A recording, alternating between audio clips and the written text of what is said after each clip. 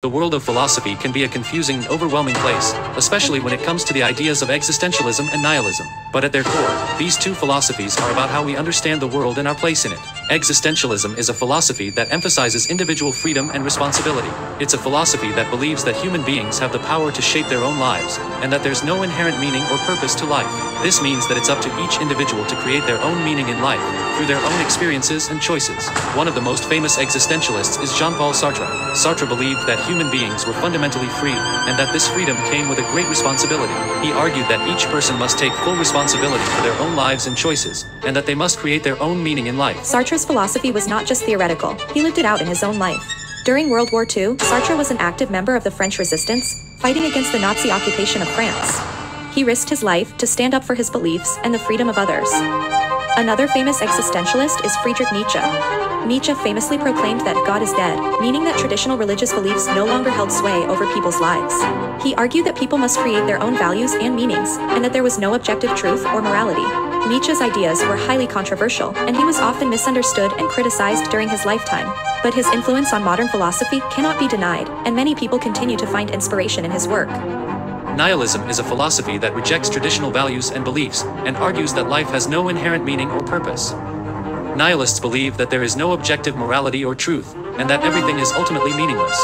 One famous nihilist is Ivan Turgenev, a Russian writer who lived in the 19th century.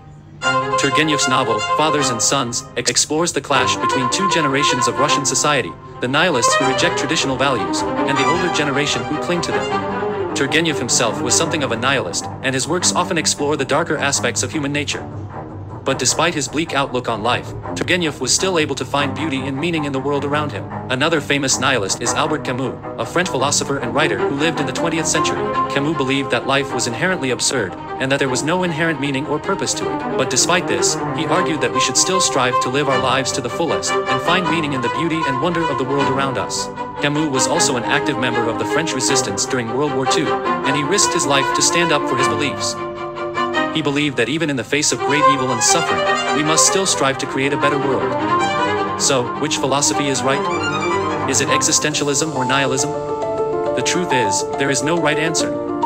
Both philosophies have their strengths and weaknesses, and it's up to each individual to decide which one speaks to them. What's important is that we each take responsibility for our own lives and choices, and that we strive to create a better world for ourselves and others.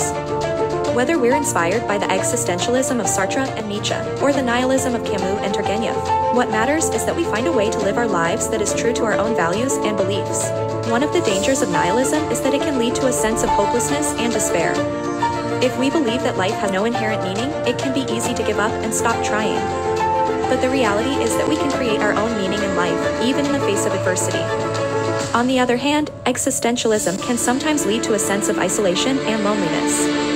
If we believe that we are solely responsible for our own lives, it can be difficult to connect with others and form meaningful relationships. But the truth is that we are all interconnected, and our actions and choices have an impact on those around us. Ultimately, whether we choose to embrace existentialism or nihilism, what matters is that we find a way to live our lives that is true to our own values and beliefs. We must each take responsibility for our own lives and choices, and strive to create a better world for ourselves and others.